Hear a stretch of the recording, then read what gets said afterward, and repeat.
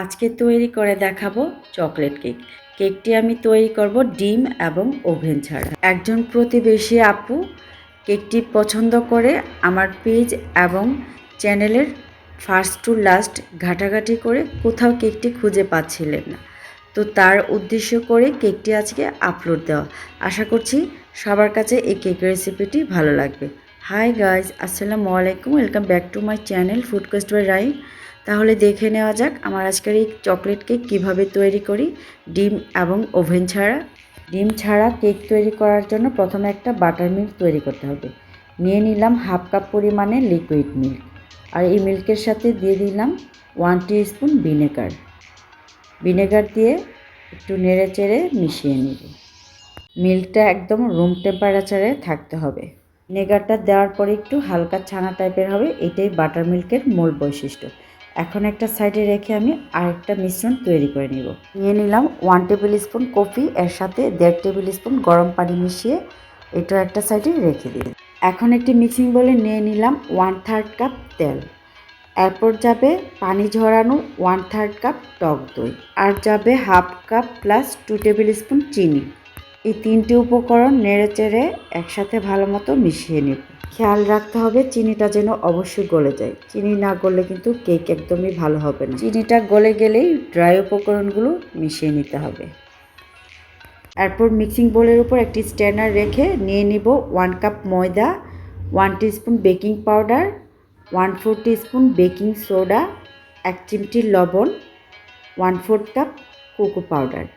এই ড্রাই উপকরণগুলো একটু নেড়ে চেড়ে ভালো মতো মিশিয়ে চেলে নিব। চালতে চালতে যখন এই অবশিষ্ট অংশটা থাকবে সেটা ফেলে দিতে হবে। তারপর একটি স্প্যাচুলার সাহায্যে একটু আলতোভাবে নেড়ে চেড়ে মিশিয়ে নিব। কতক্ষণ মিশিয়ে নেওয়ার পর প্রথম যে আমি কফির মিশ্রণ একটা গুলে রেখেছিলাম, এই মিশ্রণটা এর মধ্যে দিয়ে আবারও নেড়ে চেড়ে মিশিয়ে নিব।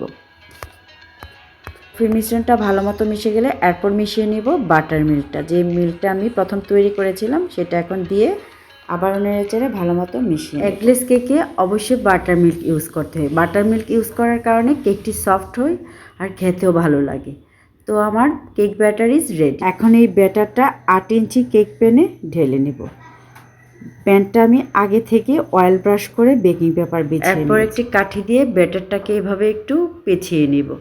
ব্যাটারে যদি কোনো এয়ার বাবল ক্রিয়েট হয়ে থাকে তা দূর হয়ে যাবে, আর তাছাড়া ব্যাটারটাও চারিপাশে সমান হবে, কোনো দিক দিয়ে উঁচু নিচে হবে না।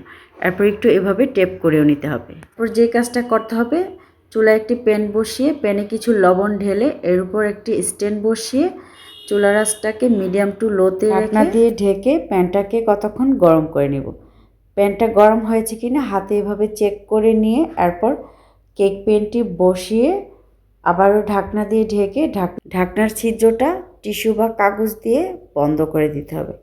এরপর চুলার আঁচটাকে লোতে রেখে 40 থেকে 45 মিনিটে কেকটিকে কুক করতে হবে। 40 মিনিট পর কেকটি হয়েছে কিনা একটি কাঠি দিয়ে চেক করে নিতে হবে।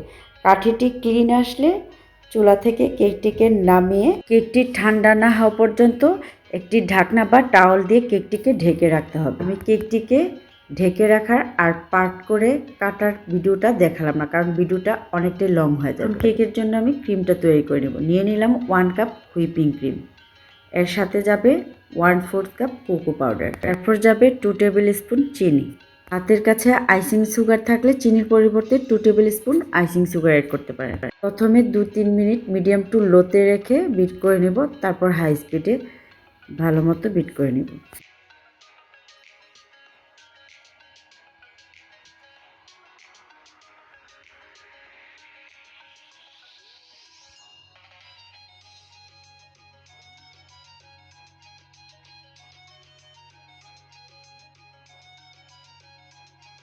তো আমার কেকের জন্য ক্রিমটা একদমই রেডি। এখন কেকে সুগার সিরাপ ব্রাশ করে এরপর ক্রিমটা এর উপর লাগিয়ে নেব। টেবিল স্পুন চিনি, 1 কাপ পানি দিয়ে সুগার সিরাপটা তৈরি করে নিয়েছি।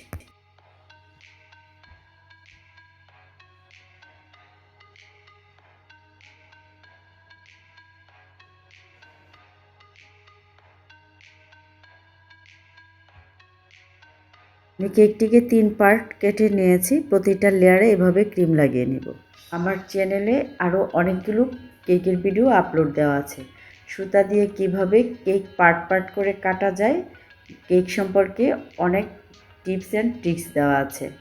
এই ভিডিও ডিসক্রিপশন বক্সে লিঙ্কগুলো দিয়ে দেবো, চাইলে দেখে নিতে পারবেন। কেকের প্রতিটা লেয়ারে এবং কেকের চারপাশে ক্রিম লাগানো হয়ে গেছে। এখন কেকটাকে আমি 30 মিনিটের জন্য ফ্রিজে রেখে দেবো। এই ফাঁকে আমি চকলেট গানাশ তৈরি করে নেব। চকলেট গানাশ তৈরি করার জন্য আমি এখানে ডার্ক চকলেট নিয়ে নিলাম 100 গ্রামের মতো, আর ক্রিম নিয়ে নিলাম 1/3 কাপ। 1/3 কাপ ক্রিমের সাথে ডার্ক চকলেটটা মিশিয়ে নিলাম। বাকি এই সেভিংস চকলেটগুলো রেখে দিয়েছি কেকের উপর গার্নিশিংয়ের জন্য। চকলেট আর ক্রিমের সাথে 1 টেবিল চামচ বাটার দিয়ে একটু নেড়ে চেড়ে গানাশটা তৈরি করে নেব। গানাশটা আমি পানির ভাপের ওপর তৈরি করে নিচ্ছি। চকলেট গানাশটা আমার তৈরি হয়ে গেছে।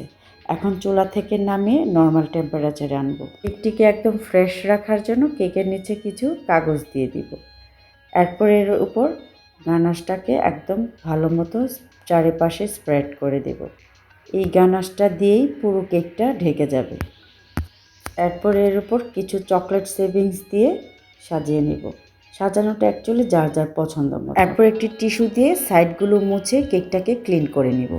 কেকটাকে সুন্দর আরও আকর্ষণীয় করার জন্য কেকের মাঝখানে একটি চেরি বসিয়ে দেব। তো আমার তৈরি হয়ে গেল ডিম এবং ওভেন ছাড়া চকলেট কেক। কেকটিকে সাজিয়ে 30 মিনিট ফ্রিজে রেখে তারপর সার্ভ করবেন। এখন কেকটি একটু কেটে আপনাদের সাথে শেয়ার করছি। এভাবে আমার মতো ঘরে কেক তৈরি করে আপনারা আপনাদের পরিবারের সাথে সবাই মিলে এনজয় করতে পারেন। ঠিক আছে আপু, তোমার রেসিপিটা দিয়ে দিলাম, তুমি দেখে নিও। আশা করছি তোমার কাছে খুবই ভালো লাগবে, সেই সাথে অন্যদেরও কাজে আসবে। তো গাইস, রেসিপিটি ভালো লাগলে একটি লাইক দিয়ে আপনার ফ্রেন্ডস ফ্যামিলি মেম্বারদের সাথে রেসিপিগুলো শেয়ার করবেন। আর এমন আরও ইন্টারেস্টিং রেসিপিগুলো পেতে চ্যানেলটি সাবস্ক্রাইব করে আমার পাশেই থাকবেন। তো সবাই অনেক অনেক বেশি ভালো থাকবেন, and thank you so much for watching. আল্লাহ হাফিজ।